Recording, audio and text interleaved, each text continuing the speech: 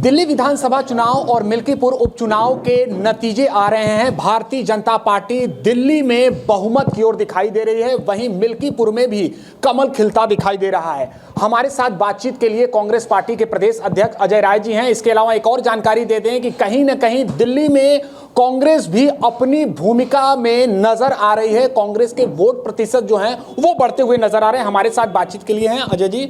दिल्ली विधानसभा चुनाव के नतीजों को कैसे देख रहे हैं? देखिए, दिल्ली के विधानसभा नतीजों का जो रुझान आ रहा है, जो केजरीवाल जी भ्रष्टाचार मुक्त करने आए थे वो भ्रष्टाचार युक्त हो गए और नशे के कारोबार में वो और उनके पूरे कैबिनेट के लोग जेल में बंद हो गए। मैं निश्चित तौर से वहाँ की जनता जो जिस तरीके से जनता को भ्रमित करके इन्होंने वोट लिया था, मैं इतना ही कहना चाहूँगा कि आज ईमानदारी की बात करने वाला भ्रष्टाचार की वजह से जा रहा है और निश्चित जनता ने इनको नकार दिया।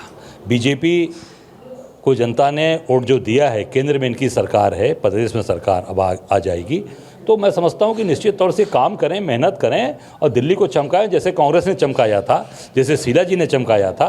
दिल्ली के अंदर मेट्रो से लेके, सड़क से लेके सारे रोजगार, काम, दिल्ली के अंदर जो व्यवस्थाएं थी, कानून व्यवस्था थी, अब दिल्ली पूरी तरीके से जो केंद्र के सरकार के साथ मिलकर काम करें और जम के चमकाएं दिल्ली को, कांग्रेस की जैसे और शीला दीक्षित जैसी दिल्ली को बनाएं। परिणाम कुछ भी हो, लेकिन शुरुआती रुझान में आम आदमी पार्टी के बड़े नेता पीछे चल रहे हैं। खुद केजरीवाल हो, इसके अलावा सौरभ भारद्वाज हो, आतिशी हो, मनीष सिसोदिया, वजह क्या लग रही है अजय?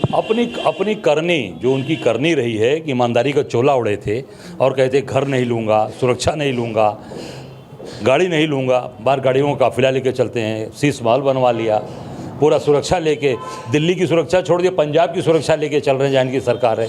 तो जनता देख रही है, जनता समझदार ऐसा नहीं है, तो जनता ने निर्णय लिया है। पर मैं समझता हूँ कि निश्चित तौर से कांग्रेस मजबूती से आगे बढ़ रही है और आप पार्टी अब पूरी तरीके से, मुझे लगता है कि इनकी बहुत चीज़ें खराब होने वाली है, चले जाएंगे। फारूक अब्दुल्ला साहब ने एक बात कही है, तंज कसा है कि आपस में कहीं ना कहीं लड़ने का, इंडिया गठबंधन में आपस में लड़ने का ये नतीजा रहा है दिल्ली विधानसभा। नहीं, ऐसा नहीं है। कांग्रेस पार्टी हमेशा बड़े मन से काम किया है।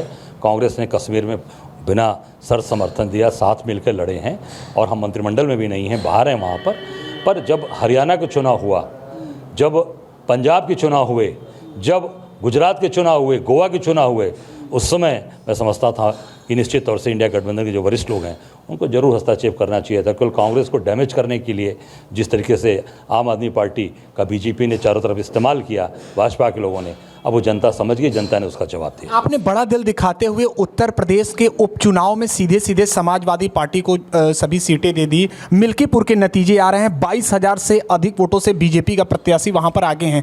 आप क्या कहेंगे मिल्कीपुर उपचुनाव? हम लोगों ने उपचुनाव न लड़ने का फैसला हमारे केंद्रीय नेतृत्व ने लिया था, हम लोगों ने लिया था कि हम उपचुनाव नहीं लड़ेंगे। हम संगठन अभी सृजन पे काम कर रहे हैं, संगठन सृजन हमारा चल रहा है, 100 दिन का टारगेट हम लोगों ने रखा है, उस पर हम काम कर रहे हैं और पूरी ताकत के साथ 27 लड़ेंगे। उपचुनाव में हम लोगों ने इंडिया गठबंधन को सहयोग किया, समाजवादी पार्टी को सहयोग किया था और उनके साथ हम लोगों ने साथ दिया।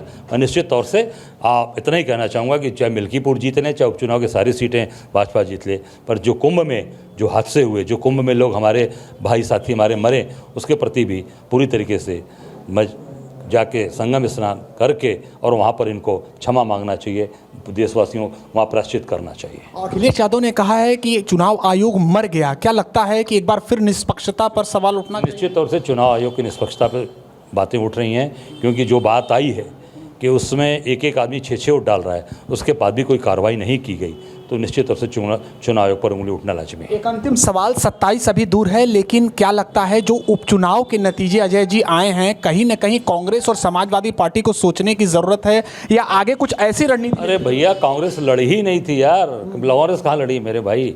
हमने तो समर्थन दिया था। हम 27 की तैयारी कर रहे हैं और निश्चित तौर से 27 में कांग्रेस पूरे उत्तर प्रदेश में आपको पूरे 403 विधानसभाओं की तैयारी हम कर रहे हैं, पूरी ताकत के साथ आपको दिखाई। यानी गठबंधन मजबूरी नहीं होगी अजय? नहीं, ये तो राष्ट्रीय नेतृत्व को निर्णय लेना है। हमारी जो तैयारी है, हमारा जो संगठन सृजन का काम है, हम पूरे प्रदेश में तैयारी कर रहे हैं, 403 की तैयारी कर रहे हैं पूरी ताकत के साथ। सभी 403 सीटों? बिल्कुल, पूरी ताकत के साथ हमारे कार्यकर्ता ताकत से आगे बढ़ रहे हैं, पूरी ताकत के साथ हम तैयारी कर रहे हैं। बहुत शुक्रिया बातचीत के लिए। तो ये थे हमारे साथ कांग्रेस पार्टी के प्रदेश अध्यक्ष अजय राय जी, जिन्होंने तमाम मुद्दों पर बातचीत की। For exclusive and insightful videos, subscribe to our new channel ABP Live Premium.